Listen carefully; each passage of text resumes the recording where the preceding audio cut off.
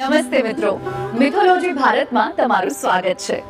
ચાલો આપણે આપણી સંસ્કૃતિ અને વારસા વિશે વધુ જાણીએ.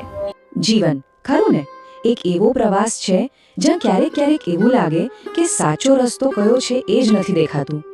તો આજે આપણે શ્રી રામના જીવનમાંથી એવા કેટલાક શાશ્વત સિદ્ધાંતોને સમજવાની કોશિશ કરીશું જે કદાચ આપણને આ જ પ્રવાસમાં સાચી દિશા બતાવી શકે છે.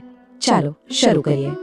ક્યારે એવું બન્યું છે કે જ્યારે બધું જ અસ્તવ્યસ્ત લાગે, ચારે બાજુ અનિશ્ચિતતા હોય, ત્યારે મનમાં એક સવાલ આવે કે આમાં શાંતિ અને સ્થિરતા ક્યાંથી મળે? જીવનના આ એક મોટા સવાલનો જવાબ શોધવા માટે આપણે થોડું પ્રાચીન જ્ઞાન તરફ જોવું પડશે. અને બસ આજના આ વિશ્લેષણમાં આપણે એ જ પ્રયત્ન કરવાના છીએ. ચાલો એક કલ્પના કરીએ કે જીવન એક લાંબો રસ્તો છે. ક્યારેક એ રસ્તો એકદમ સીધો અને સપાટ હોય છે, તો વળી ક્યારેક પહાડો અને ઊંડી ખીણોથી ભરેલો હોય છે. તો સવાલ એ છે કે આ રસ્તા પર જે અડચણો આવે છે તેને પાર કેવી રીતે કરવી? ચાલો આપણે પ્રાચીન ગ્રંથોમાંથી આનું માર્ગદર્શન લઈએ. ખબર છે, આપણા રસ્તામાં આવતી સૌથી મોટી અડચણો બહાર નથી, પણ આપણી અંદર જ છુપાયેલી છે. બે એવી શક્તિશાળી લાગણીઓ છે જે આપણી દ્રષ્ટિને, આપણા વિઝનને ધૂંધળું કરી દે છે અને આપણને સાચો રસ્તો જોતા જ રોકે છે. ચાલો આ બે અડચણોને બરાબર ઓળખીએ.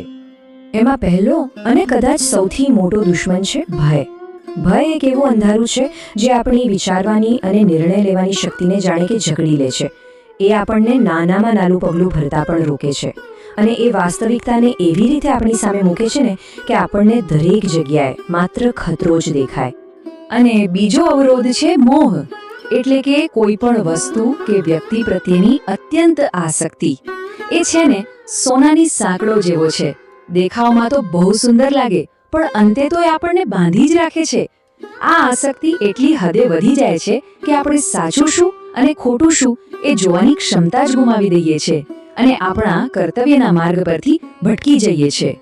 તો જો એક તરફ છે ભય અને મોહનું અંધારું જે આપણા રસ્તાને એકદમ કાંટાળો અને અસ્પષ્ટ બનાવી દે છે, અને બીજી તરફ છે આત્મવિશ્વાસ અને સત્યનો પ્રકાશ જે એ જ રસ્તાને એકદમ સ્પષ્ટ અને સરળ બનાવે છે. આના પરથી એક વાત તો સાફ છે કે દરેક અંધકાર માટે એક પ્રકાશ પણ છે, દરેક સમસ્યાનો ઉકેલ પણ છે જ. તો હવે સવાલ એ આવે છે કે આ ભય અને મોહના બંધનમાંથી આઝાદ કેવી રીતે થવું? આનો સૌથી સચોટ જવાબ આપણને શ્રીરામના જીવનમાંથી મળે છે. એમનું જીવન એક જીવંત ઉદાહરણ છે કે કેવી રીતે ધર્મના માર્ગ પર ચાલીને આ બંને શત્રુઓ પર જીત મેળવી શકાય છે. શ્રીરામની શક્તિના 3 મુખ્ય આધાર સ્તંભ હતા: ધૈર્ય, સત્ય અને કર્તવ્ય. પરિસ્થિતિ ગમે તેટલી વિપરીત હોય, તેમણે ક્યારેય ધીરજ ગુમાવી નહીં. તેમણે હંમેશા સત્યનો જ સાથ આપ્યો, ભલે ને ગમે તેટલું કઠિન કેમ ન હોય. અને સૌથી અગત્યની વાત, તેમણે હંમેશા પોતાના કર્તવ્યને જ સર્વોપરી માન્યું. અને આ 3 ગુણો જ છે જે તેમને મર્યાદા પુરુષોત્તમ બનાવે છે. તેમણે મુશ્કેલીઓમાં પણ પોતાનું ધર્મ ન છોડ્યું. બસ આ એક જ વાક્ય તેમના આખા જીવનનો સાર કહી દે છે. વનવાસનું કષ્ટ હોય કે પછી યુદ્ધની ભયાનકતા, તેમણે ક્યારેય પોતાના કર્તવ્ય અને સત્યનો માર્ગ છોડ્યો નહીં.